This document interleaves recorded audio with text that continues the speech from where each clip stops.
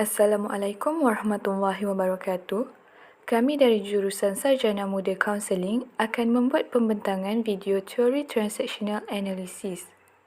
Ahli kumpulan yang terdiri daripada kumpulan ini ialah Umi Najwa binti Asrafi, nombor matriks S61482, Zainul Syamila binti Zakaria, nombor matriks S64552 dan Nur Asma binti Russalam, nombor matriks S63337. Filem yang menjadi pilihan kami ialah filem Luka. Luka merupakan seekor monster laut yang mempunyai rasa ingin tahu yang tinggi terhadap sesuatu perkara, terutama sekali apa yang ada di dunia darat. Pengembaraan Luka bermula apabila dia bertemu dengan Alberto dan mereka sama-sama berkongsi satu impian, iaitu ingin memiliki sebuah Vespa dan mengelilingi seluruh dunia. Bagi mencapai impian mereka itu, mereka telah ke dunia darat dan bertemu dengan seorang gadis bernama Julia. Dan dari situ, mereka sama-sama berlatih untuk memenangi sebuah pertandingan yang diadakan setiap tahun di pekanai itu, iaitu Porto Rosso Cup. Dan dari situ, mereka telah bergabung menjadi sebuah kumpulan. Dalam masa yang sama, mereka sedang menyimpan satu rahsia besar di mana jika rahsia besar itu terbongkar, maka keselamatan Luka dan Alberto terancam kerana penduduk di situ memburu monster laut dari zaman dahulu lagi. Personaliti watak yang utama ialah Luka Paguro.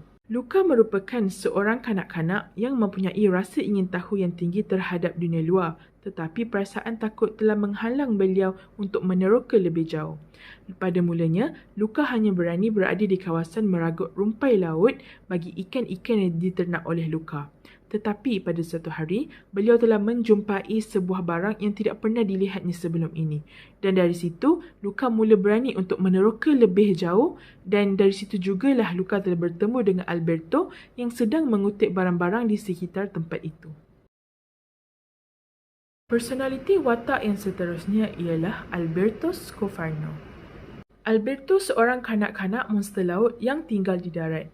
Dia merupakan seorang kanak-kanak yang berjiwa bebas dan mempunyai semangat ingin tahu yang tinggi. Alberto merupakan seorang yang mudah membina hubungan dengan orang yang baru dijumpainya.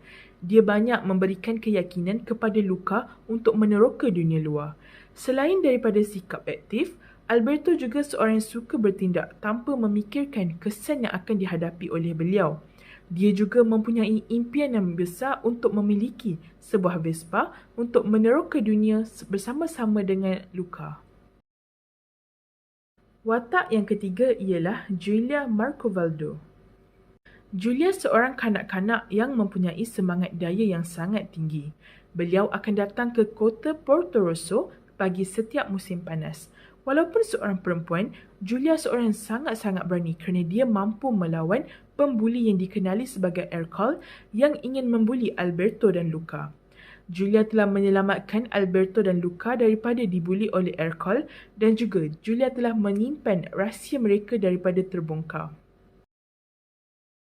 Hari ini saya akan memberi penerangan berkenaan dengan teori analisis transaksional. Teori ini diperkenalkan oleh Eric Berne dan ia terbahagi kepada 4 fasa. Fasa pertama berlaku pada tahun 1955 hingga tahun 1962. Pada fasa ini, Eric Berne telah mengembangkan konsep kedudukan ego yang terbahagi kepada 3, iaitu ego kanak-kanak, ego ibu bapa dan ego dewasa. Bagi fasa kedua, pada tahun 1962 hingga 1966, Eric mula menumpukan perhatian kepada transaksi dan permainan. Seterusnya, pada fasa ketiga iaitu pada tahun 1966 hingga 1970, Eric telah memberi penekanan kepada sebab seorang individu itu memilih untuk main permainan dalam hidup mereka. Manakala pada fasa terakhir iaitu fasa keempat, Eric dan pengikutnya mula memberi penekanan kepada tindakan dan pengagihan tenaga. Mengikut Eric Berne, terdapat beberapa konsep utama dalam memahami dan meramal tingkah laku manusia. Konsep tersebut dikenali sebagai analisis penstrukturan, analisis transaksi, analisis permainan dan analisis krip. Kita akan pergi kepada konsep yang pertama iaitu analisis penstrukturan. di mana konsep ini melibatkan proses meramal dan memahami apa yang berlaku dalam diri individu. Perkara tersebut akan diteroka melalui 3 kedudukan ego yang telah diberitahu pada fasa pertama, iaitu melibatkan ego ibu bapa, ego kanak-kanak dan ego dewasa. Konsep kedua yang ada dalam teori ini ialah analisis transaksi. Konsep ini merupakan unit asas tingkah laku dalam pembentukan teori ini, yang mana pelaksanaannya memerlukan komunikasi antara dua belah pihak. Terdapat 3 peringkat dalam transaksi analisis ini. Peringkat yang pertama ialah transaksi complementary, iaitu tindak balas yang berlaku berdasarkan kedudukan ego yang sama. Peringkat kedua ialah transaksi bersilang, di mana berlakunya kedudukan ego yang tidak sesuai dan menyebabkan terhasilnya respon yang tidak dapat dijangkakan. Peringkat yang ketiga ialah transaksi berselindung. Transaksi ini melibatkan proses komunikasi antara dua pendirian ego, yang mana mesej yang disampaikan dalam komunikasi ini adalah tersembunyi yang akan menyebabkan seseorang itu keliru dengan apa yang hendak disampaikan. Konsep yang ketiga ialah analisis permainan. Transaksi ini melibatkan keadaan luaran yang kelihatan seperti normal tetapi akan berakhir dengan perasaan yang tidak menyeronokkan. Jadi dapat disimpulkan bahawa analisis permainan ini ada berkait rapat dengan transaksi berselindung. Konsep yang terakhir dalam teori ini ialah analisis skrip, di mana Eric Berne percaya bahawa setiap orang punya skrip hidup mereka yang tersendiri bermula dari ketika mereka berumur 5 tahun lagi. Skrip hidup inilah yang menentukan bagaimana cara mereka berinteraksi dengan orang lain. Itu sahaja daripada saya. Sekian, terima kasih. Saya akan membuat pembentangan bagi huraian kes menggunakan teori transaksional. Bagi watak Luca Paguro, Luca merupakan seorang kanak-kanak yang mempunyai perasaan ingin tahu yang tinggi dalam diri. Konsep yang sesuai digunakan bagi watak Luca ialah ego state kanak-kanak. Luca ingin tahu keadaan di darat dan dia sentiasa mencari jalan untuk pergi ke darat. Walaupun dia mempunyai rasa ingin tahu yang sangat tinggi, namun pada masa yang sama, dia masih mematuhi arahan ibu bapanya untuk tidak naik ke darat kerana manusia akan membunuh mereka jika mereka pergi ke darat. Namun begitu, selepas dia bertemu dengan Alberto, dia mula berani untuk pergi ke darat untuk berseronok bersama rakan-rakannya iaitu Alberto dan Julia.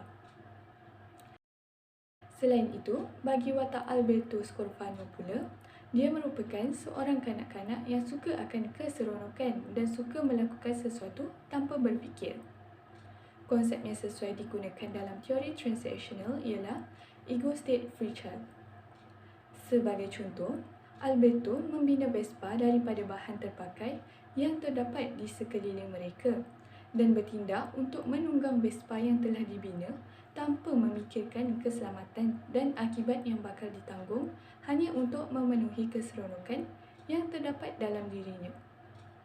Dalam watak Alberto juga, dia menggunakan konsep skrip ini yang terdapat dalam teori transaksional. Alberto menyatakan bahawa terdapat kata-kata dari dalam diri dia yang mengatakan seperti awak tak boleh buat itu dan kita akan mati.